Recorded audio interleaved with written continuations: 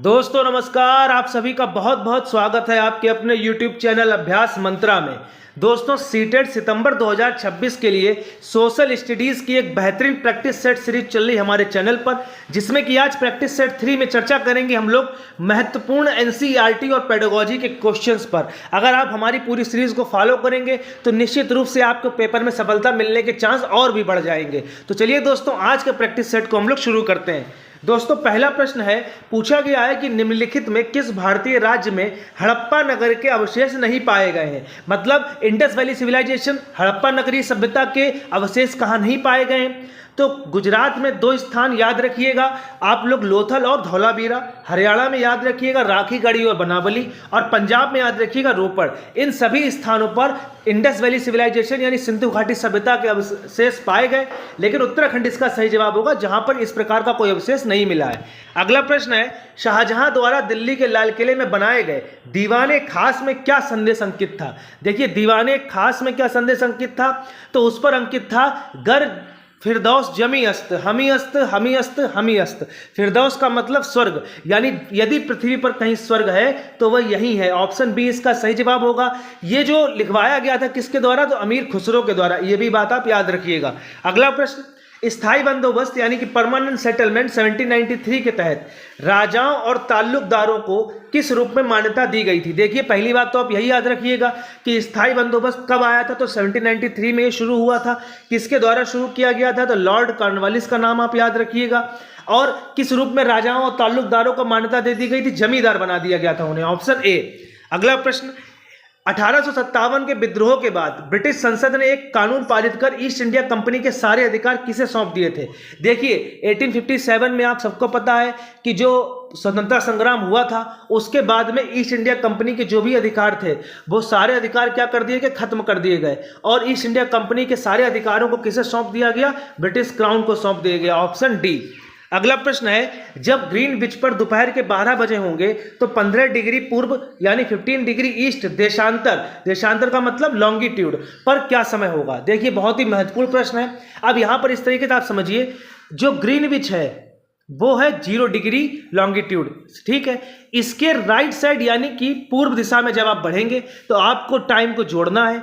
जब आप इसके पश्चिम दिशा में बढ़ेंगे तो टाइम को आपको माइनस करना है। कितना टाइम जोड़ना है, कितना माइनस करना है, तो जितने डिग्री आप बढ़ते हैं उसमें 4 का गुणा करके, जैसे यहां पर 15 डिग्री दिया गया है, 15 डिग्री पूर्व दिया गया है, तो 15 में 4 का मल्टीप्लाई करिए 60, ये आ जाएंगे आपके मिनट्स। क्या आ जाएंगे, मिनट्स।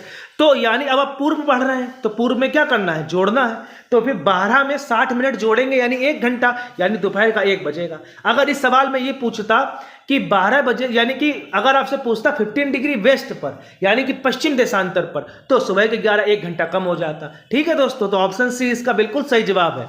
अगला प्रश्न है, अंडमान और निकोबार द्वीप समूह में स्थित भारत का एकमात्र सक्रिय ज्वालामुखी कौन सा है।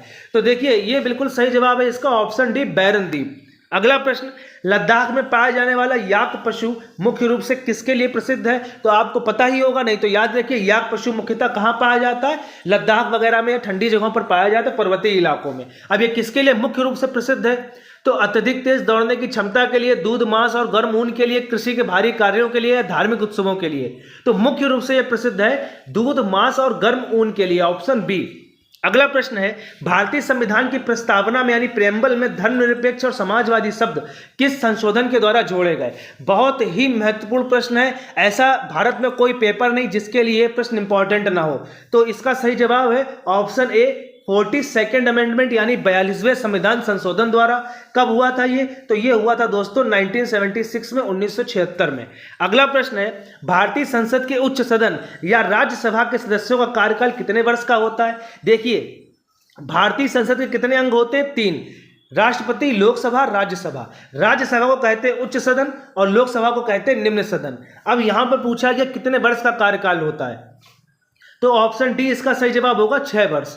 ठीक, याद रखिएगा। और एक बात याद रखिएगा कि जो लोकसभा के सदस्यों का कार्यकाल है वो 5 वर्ष होता है।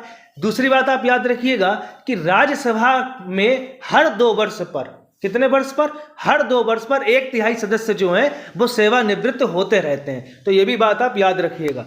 अगला प्रश्न है, सरकार के 3 अंगों विधायिका, कार्यपालिका और न्यायपालिका के बीच शक्तियों का बंटवारा क्या सुनिश्चित करता है? मतलब अब विधायिका, कार्यपालिका और न्यायपालिका के बीच में जो है वो शक्तियां यानी कि उनकी जो भी पावर्स है वो बांट दी गई हैं। तो जब पावर्स बांटी जाती है मतलब थोड़ी पावर तुम रखो, थोड़ी हम रखें, थोड़ी वो रखें, तो ये क्या होता है? इससे बैलेंस होता पावर्स का, यानी शक्तियों का संतुलन और नियंत्रण रहता है। ऑप्शन बी, तानाशाही पर रोक लगती है। अगला प्रश्न है, अशोक के अधिकांश अभिलेख निम्नलिखित में किस लिपि में लिखे गए थे? तो बहुत ही महत्वपूर्ण प्रश्न है। और अशोक के अधिकांश अभिलेख ब्राह्मी लिपि में लिखे गए थे। और इसके अलावा खरोष्ठी लिपि में जो लिखे गए थे याद रखिएगा, एक सहवाज गढ़ी और दूसरा मानसेहरा, ये 2 अभिलेख खरोष्ठी लिपि में लिखे गए थे।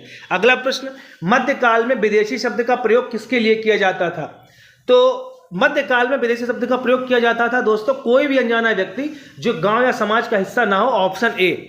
अगला प्रश्न, नील की खेती की 2 मुख्य प्रणालियां कौन सी थीं जो औपनिवेशिक भारत में प्रचलित थीं? बहुत ही महत्वपूर्ण प्रश्न है दोस्तों। तो इसका सही जवाब है निज और रैयती। अब ये निज और रैयती क्या थी? तो देखिए, निज प्रणाली में क्या था, जो बागान मालिक थे उनका अपनी जमीन पर खुद नियंत्रण था। और रैयती प्रणाली में क्या होता था कि बागान मालिक जो किसान थे उनको रैयत बोलते थे, उनके साथ करार करते थे। तो ऑप्शन बी इसका सही जवाब है। अगला प्रश्न है, कांग्रेस के किस अधिवेशन में पहली बार राष्ट्रगान जनगण मन गाया गया था? तो राष्ट्रगान क्या है, जनगण मन, ये तो पता ही खैर होना चाहिए, कभी भी गलत मत करिए किसी पेपर में, और आएगा भी नहीं पहली बात। तो इसका सही जवाब है ऑप्शन सी, 1911 कलकत्ता। अगला प्रश्न, विषुव यानी इक्विनॉक्स के संदर्भ में निम्नलिखित में कौन सा कथन सही है? देखिए बहुत ही सरल प्रश्न। इक्विनॉक्स में इक्वी शब्द आया, इक्वी का मतलब होता है इक्वल और इक्वल का मतलब होता है बराबर। तो सूर्य की किरणें भूमध्य रेखा पर सीधी पड़ती हैं और दिन रात होते हैं इस दिन बराबर। ऑप्शन ए इसका सही जवाब है। ये 2 तिथियां याद रखिएगा, 2 डेट्स याद रखिएगा, 21 मार्च और 23 सितंबर को इक्विनॉक्स की स्थिति बनती है। अगला प्रश्न है, भारत की मुख्य भूमि का अक्षांशीय विस्तार पूछा गया है, लैटिट्यूडनल एक्सटेंट पूछा गया है, किन अक्षांशों के बीच में? तो लैटिट्यूडनल एक्सटेंशन देखिए, इसका सही जवाब है option D, 8 degree 4 minute north to 37 degree 6 minute north. तो ये याद रखिएगा कि 8 डिग्री 4 मिनट उत्तरी से 37 डिग्री 6 मिनट उत्तरी तक ये है लैटिट्यूडनल एक्सटेंट। अगर लॉन्गिट्यूडनल एक्सटेंट यानी कि देशांतरी विस्तार पूछे तो ऑप्शन सी सही जवाब होगा, याद रखिएगा। अगला प्रश्न है, पर्यावरण के किस क्षेत्र को, अच्छा एक बात और मैं आपको बता दूं, ये जो पहला वाला ऑप्शन लिखा ये दूसरा वाला, ये इसलिए गलत है क्योंकि यहाँ पर एस फॉर साउथ दिया गया है। भारत उत्तरी गोलार्ध में स्थित है, यानी कि नदर्न हेमीस्फीयर में। तो यहाँ पर दिया गया है सदर्न हेमीस्फीयर यानी कि दक्षिणी गोलार्ध, तो इसलिए ये ऑप्शन गलत है। तो ऑप्शन डी इसलिए सही होगा। अगला प्रश्न है, पर्यावरण के किस क्षेत्र को संसार की छत के रूप में जाना जाता है? Roof of the world. तो सही जवाब है ऑप्शन है तिब्बत का पठार। अगला प्रश्न है कि कोयला और पेट्रोलियम किस प्रकार की चट्टानों यानी रॉक्स में पाए जाते हैं? देखिए 3 तरीके की रॉक्स हैं, इग्नियस, मेटामॉर्फिक और सेडिमेंटरी। अब जो बेसाल्ट है ये तो आग्नेय यानी कि इग्नियस रॉक्स का ही पार्ट है, उनका ही प्रकार है। तो इसका सही जवाब है ऑप्शन बी, अवसादी चट्टानें। और ये भी बात याद रखिएगा कि बेसाल्ट किस प्रकार की चट्टानें होती हैं। अगला प्रश्न है, स्थानांतरित कृषि यानी शिफ्टिंग कल्टीवेशन को उत्तर पूर्वी भारत में किस नाम से जाना जाता है? तो सही जवाब है दोस्तों ऑप्शन बी, झूम कल्टीवेशन। बहुत ही महत्वपूर्ण प्रश्न है। अगला प्रश्न, भारतीय संविधान सभा के अध्यक्ष कौन थे जिन्होंने संविधान निर्माण की प्रक्रिया का नेतृत्व किया था? देखिए संविधान निर्माण की प्रक्रिया का नेतृत्व किया था, इसका मतलब संविधान सभा के अध्यक्ष पूछ रहे हैं, ठीक है। तो याद रखिएगा ऑप्शन डी इसका सही जवाब है। बी.आर. अम्बेडकर प्रारूप समिति के अध्यक्ष थे, ड्राफ्टिंग कमेटी के। तो ऑप्शन ए आपको ड्राफ्टिंग कमेटी या प्रारूप समिति में ही चुनना है और बाकी ऑप्शन डी सही जवाब होगा। अगला प्रश्न, सत्याग्रह का पहला सफल प्रयोग महात्मा गांधी ने भारत में किस स्थान पर किया था? देखिए खेड़ा का याद रखिएगा, खेड़ा का ईयर याद रखिएगा 1918, अहमदाबाद मिल वाला भी 1918 है, चंपारण 1917 है। तो इसका सही जवाब ऑप्शन सी होगा, चंपारण में पहली बार सत्याग्रह का प्रयोग गांधी जी के द्वारा किया गया था। प्रश्न दोस्तों अच्छे लग रहे हो तो वीडियो को लाइक करते रहिए, जिन तक को भी आवश्यकता हो उन तक हमारा वीडियो शेयर कीजिए, चैनल पर नए हैं तो सब्सक्राइब भी कर लीजिए। अगला प्रश्न है, भारतीय संविधान का अनुच्छेद 21 यानी आर्टिकल 21 के बारे में पूछा गया है। तो ये कौन सा मौलिक अधिकार फंडामेंटल राइट दे रहा है? तो ये दे रहा है जीवन और व्यक्तिगत स्वतंत्रता का अधिकार, ऑप्शन डी। अगला प्रश्न, भारतीय राष्ट्रीय कांग्रेस के किस एकमात्र अधिवेशन की अध्यक्षता महात्मा गांधी ने की थी? तो ये क्वेश्चन बहुत ही इंपॉर्टेंट है। सही जवाब है 1924 बेलगाम अधिवेशन। 1924 में केवल एक बार गांधी जी ने अपने पूरे जीवन काल में एक बार कांग्रेस अधिवेशन की अध्यक्षता की थी। अगला प्रश्न, भारत की मुख्य भूमि का सबसे दक्षिणी बिंदु यानी सदर्न मोस्ट पॉइंट कौन सा है? कंफ्यूजन वाला प्रश्न। देखिए, भारत की मुख्य भूमि का पूछा गया है। अगर आपसे पूछता था कि भारत का दक्षिणी बिंदु, तो उसका सही जवाब होता इंदिरा पॉइंट, ठीक। लेकिन यहां पर मुख्य भूमि का पूछा गया है, मतलब यहां पर मुख्य भूमि का मतलब होता है स्थलीय भूमि, तो इसका सही जवाब होगा Cape Comorin, Kanyakumari, option B. अगला प्रश्न, भारत का पहला परमाणु ऊर्जा स्टेशन तारापुर परमाणु ऊर्जा स्टेशन किस राज्य में स्थापित किया गया था? तो तारापुर परमाणु ऊर्जा स्टेशन महाराष्ट्र में स्थापित किया गया था, ऑप्शन सी इसका बिल्कुल सही जवाब होगा। अगला प्रश्न, निम्नलिखित में कौन सा खगोल पिंड पुच्छल तारा या धूमकेतु यानी कॉमेट के संदर्भ में आपको सही विकल्प का चयन करना है कि भाई धूमकेतु क्या होते हैं। तो पहला, ये चट्टानों के छोटे छोटे टुकड़े हैं जो सूर्य के चारों ओर चक्कर लगाते हैं। दूसरा है कि ये पृथ्वी के वायुमंडल में आते ही जलने लगते हैं। तीसरा है ये केवल मंगल और बृहस्पति की कक्षाओं के बीच पाए जाते हैं। और चौथा है कि ये बर्फ, धूल और गैस के बने पिंड होते हैं जिनकी चमकदार पूंछ होती है, ऑप्शन डी बिल्कुल सही जवाब होगा। ये बर्फ, धूल और गैस के बने पिंड होते हैं जिनकी एक चमकदार पूंछ होती है। देखिए, ये जो ऑप्शन सी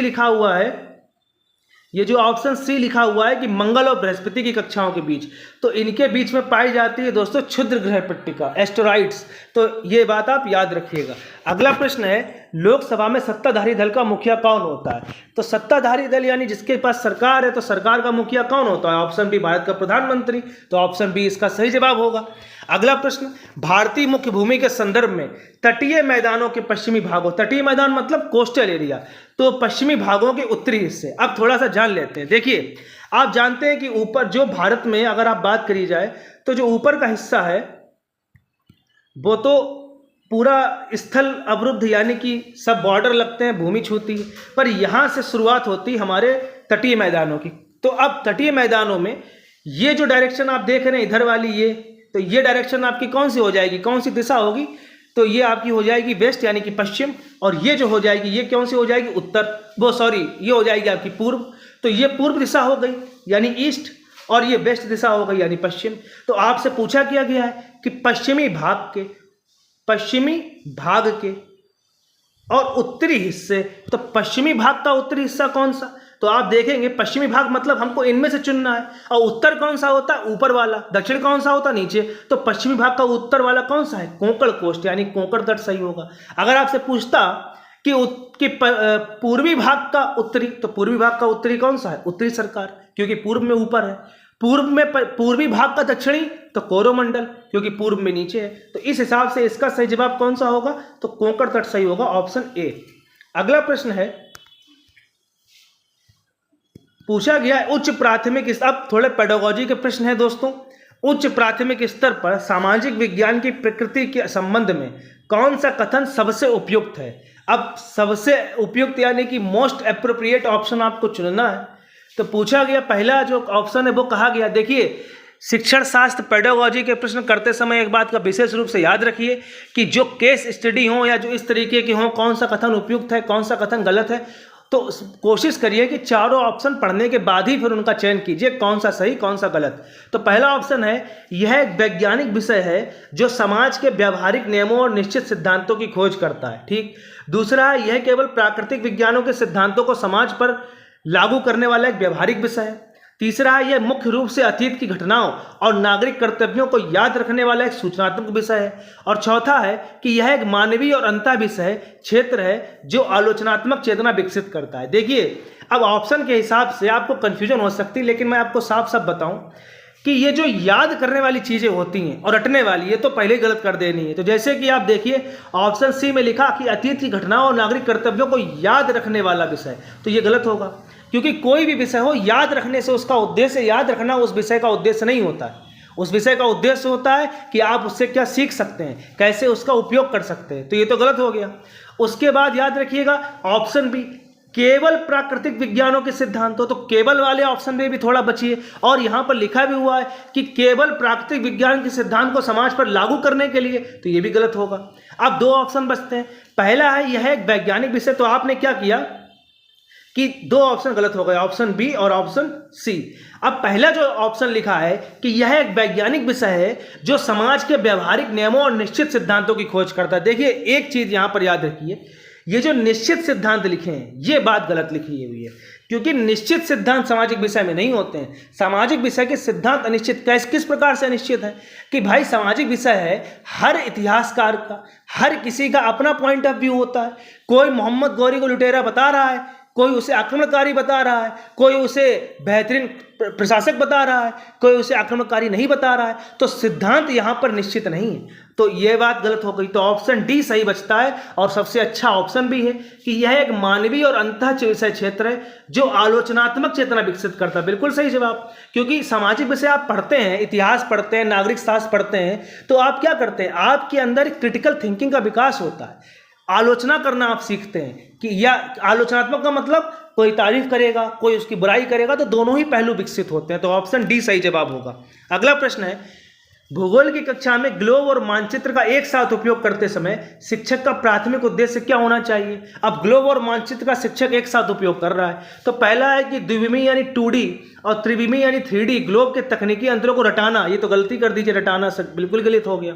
अगला है ग्लोब पर वास्तविक स्थिति देखने और मानचित्र पर उसके स्थानिक वितरण को समझने की क्षमता जोड़ना, तो ये सही हो सकता है, लेकिन अभी और ऑप्शन पढ़िए।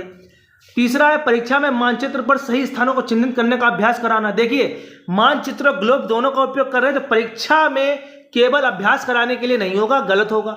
और डी ऑप्शन है कि छात्रों को यह बताना कि ग्लोब केवल सजावट के लिए है और मानचित्र पढ़ाई के लिए, तो ये तो बिल्कुल ही गलत हो जाएगा। तो ऑप्शन बी सही बचता है कि ग्लोब पर आप बताएं, फिर मानचित्र पर बताएं, फिर दोनों की स्थिति को जोड़कर बताएं कि देखिए ग्लोब में ये चीज़ यहाँ है, मानचित्र में यहाँ है, तो कैसे बच्चा अंतर करेगा, समझ जाएगा। तो ऑप्शन बी। अगला प्रश्न है, सामाजिक विज्ञान में सतत और व्यापक मूल्यांकन के तहत व्यापक यानी कॉम्प्रिहेंसिव शब्द का क्या अर्थ है। तो पहला ऑप्शन है छात्रों के संज्ञानात्मक, भावात्मक और मनोगत्यात्मक सभी पक्षों का आकलन करना। दूसरा है सत्र के अंत में बहुत बड़ी लिखित परीक्षा का आयोजन, तो ये तो गलत हो गया। हर ऑप्शन सी है हर हफ्ते सामाजिक विज्ञान के सभी अध्यायों को वस्तुनिष्ठ टेस्ट लेना, ये भी गलत। ऑप्शन डी छात्रों के केवल अकेडमिक प्रदर्शन यानी अकादमिक प्रदर्शन और ग्रेडिंग रिपोर्ट, तो ग्रेडिंग रिपोर्ट केवल तैयार करेंगे तो व्यापक कहाँ रहा। तो ऑप्शन ए इसका बिल्कुल सही जवाब बचता है, ऑप्शन ए। अगला प्रश्न, कक्षा में पूर्वाग्रह और रूढ़िवादिता। देखिए पूर्वाग्रह का मतलब प्रिजुडाइज एंड रूढ़िवादिता का मतलब होता है स्टीरियोटाइप। तो उनको पढ़ाते समय शिक्षक को किस रणनीति से बचना चाहिए, पूछा गया है कि शिक्षक को किस रणनीति से बचना चाहिए। तो पहला है कि छात्रों को अपने व्यक्तिगत अनुभवों और सामाजिक परिवेश पर खुलकर चर्चा करने का अवसर देना। तो भाई छात्रों को अगर खुलकर चर्चा करने का अवसर देंगे तो अच्छी बात है। तो ये तो बात इस प्रश्न के हिसाब से गलत हो गई, क्योंकि इसमें बचना चाहिए पूछा गया। अगला है किसी विशेष समुदाय या जाति के बारे में बनाई गई धारणाओं को कक्षा में सामान्य सत्य के रूप में प्रस्तुत करना, तो यही बिल्कुल सही जवाब होगा इसका। क्योंकि अगर मान लीजिए कोई धारणा बनी हुई है तथा कथित रूप से किसी को अस्पष्ट यानी अछूत समझा जाता है और वो टीचर आपके क्लास में उसको सामान्य कर दे, मतलब जनरलाइज कर दे कि हाँ ये बात तो जनरल है, ठीक है, तो ये बात बिल्कुल बचना चाहिए जब भी स्टीरियोटाइप और प्रिजुडाइज यानी पूर्वाग्रह और रूढ़िवादिता की बात हो। बाकी ऑप्शन आप दोनों देख लीजिए, बाकी दोनों बिल्कुल सही है कि संविधान में दिए गए समानता के प्रावधानों, ऐतिहासिक संघर्षों का विश्लेषण करना, तो ये तो करना ही चाहिए। और नाटकों के माध्यम से हाशिए के समूह के दर्द के प्रति संवेदनशीलता, ये भी करना चाहिए। तो ऑप्शन बी इसका सही जवाब होगा, इस चीज से शिक्षक को बचना चाहिए। अगला प्रश्न, पर्यावरण प्रदूषण विषय पढ़ाने के लिए सबसे प्रभावी पूछताछ आधारित गतिविधि पूछी गई है, जिसमें पूछताछ करके सीखे। तो पहला ऑप्शन है कि छात्रों को स्थानीय कारखाने या प्रदूषित जल निकाय का दौरा कराकर डेटा एकत्र करने और रिपोर्ट बनाने को कहना। यह ऑप्शन सही हो सकता है, लेकिन अभी और पढ़िए। ब्लैक बोर्ड पर प्रदूषण की परिभाषा और उसके प्रकारों का एक सुंदर फ्लोचार्ट बना देना। देखिए एक बात बताइए, पूछा गया है पूछताछ आधारित, और केवल ब्लैक बोर्ड पर फ्लोचार्ट बना देने से थोड़ी होगा, तो ऑप्शन भी गलत होगा। ऑप्शन सी क्या है, पाठ्य पुस्तक के पीछे दिए गए सभी अभ्यास प्रश्नों के उत्तर सीधे कॉपी में लिखवा देना। ये तो आप पता ही होगा, आपको गलती लग रहा होगा। ऑप्शन डी, छात्रों को प्रदूषण पर एक लंबा निबंध घर से लिखकर, ये भी गलत। तो भाई पूछताछ विधि है तो सही बात है, कारखाने या प्रदूषित जल निकाय का दौरा करें, वहां डेटा एकत्र करें और फिर रिपोर्ट बनाएं। जब रिपोर्ट बनाएंगे बच्चे तो पूछेंगे कि क्या है ये प्रॉब्लम, क्यों है ये प्रॉब्लम, इसका सुधार कैसे हो सकता है। तो ऑप्शन ए इसका सही जवाब होगा। अगला प्रश्न है सामाजिक विज्ञान में पोर्टफोलियो। देखिए कभी भी ये पोर्टफोलियो वर्ड आ जाए समझ लीजिए कि रिकॉर्ड से संबंधित है। तो इसका मूल्यांकन एक प्रभावी उपकरण क्यों माना जाता है? तो देखिए कहां पर है, ये देखेंगे ऑप्शन डी, यह एक निश्चित अवधि में छात्र के काम के नमूनों को इकट्ठा करता है और उसके क्रमिक विकास को दर्शाता है। तो ऑप्शन डी इसका सही जवाब होगा, बाकी 3 ऑप्शन गलत हैं। अगला प्रश्न है कक्षा 7 के छात्रों को किसी ऐतिहासिक स्मारक के क्षेत्र भ्रमण पर ले जाने का प्राथमिक शैक्षणिक लाभ क्या है? मतलब पहला लाभ उसको क्या है अगर कहीं पर ले जा रहे हैं मॉन्यूमेंट पर कहीं? तो पहला है कि छात्रों को कक्षा की 4 दीवारी से बाहर ले जाकर पिकनिक का आनंद देना। दूसरा, पाठ्य पुस्तकीय ज्ञान को वास्तविक दुनिया के साक्ष्यों और प्रत्यक्ष अनुभवों से जोड़ना। तीसरा, यह जांचना कि छात्र बाहर जाकर अनुशासित रहते हैं कि नहीं। तो ये तो गलती कर दीजिए, मतलब बाहर जाने की क्या जरूरत है यह जानने के लिए। और डी क्या है, वास्तुकला की तकनीकी परिभाषाओं को रटने में, तो रटना नहीं है कुछ भी, तो ये भी गलत हो गया।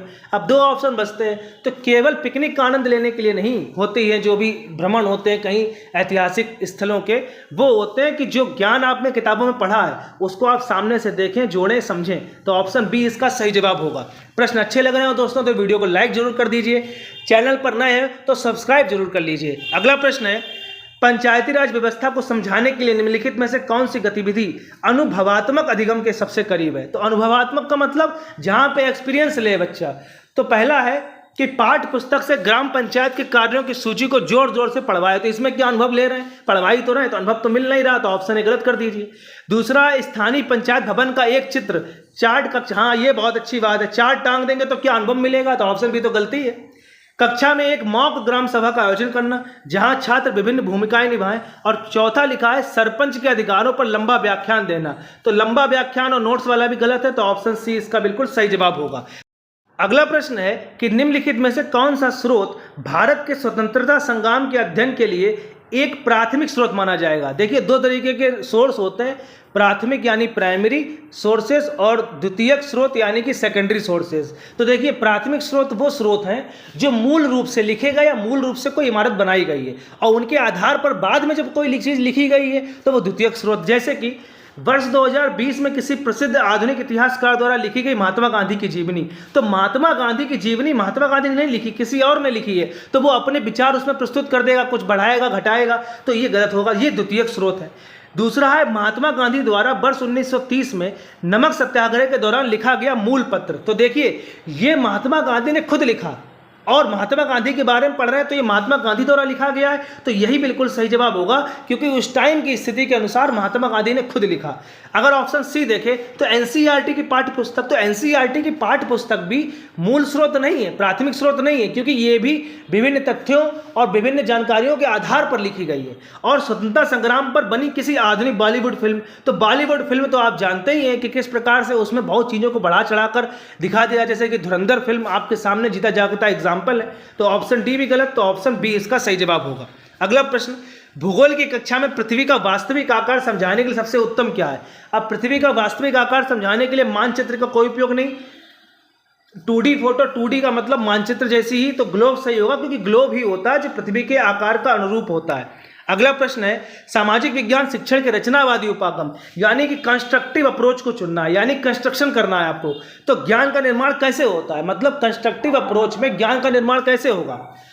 तो पहला है कि शिक्षक निष्क्रिय छात्रों के खाली दिमाग में व्याख्यान के माध्यम से जानकारी भर दे, ठीक। दूसरा ऑप्शन पढ़िए कि छात्र अपने पूर्व ज्ञान, अनुभवों और सामाजिक अंतःक्रिया के माध्यम से सक्रिय रूप से अर्थ निकाले।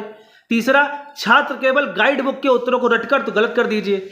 चौथा, छात्र केवल शिक्षक द्वारा दिए गए पुरस्कारों और दंड के डर से पढ़ाई करें, ये भी गलत। देखिए कंस्ट्रक्शन कब करेगा बच्चा, जब वो खुद के ज्ञान का उपयोग करके कुछ चीजें बनाएगा, भले गलत बनाए सही बनाए जो भी हो। तो ऑप्शन बी सही जवाब होगा, अपने पूर्व ज्ञान और अनुभवों और सामाजिक अंतःक्रिया के माध्यम से सक्रिय रूप से जब बच्चे अर्थ निकालते हैं। अगला प्रश्न है भूगोल की कक्षा में मानचित्र का उपयोग मुख्य रूप से किस लिए होता है?